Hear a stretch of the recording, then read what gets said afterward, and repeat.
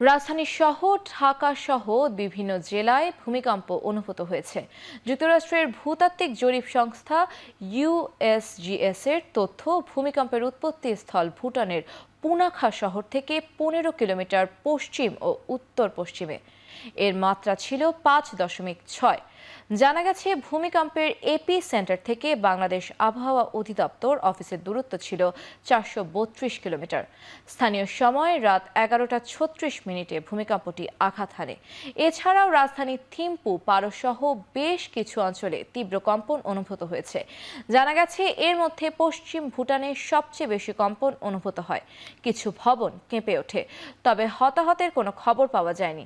এছাড়া পশ্চিমবঙ্গের মালদা, আলিপুরদুয়ার, দার্জিলিংয়ের কার্শিয়াংয়ে ভূমিকম্প অনুভূত হয়। কম্পন টের পাওয়া গেছে চীনেও।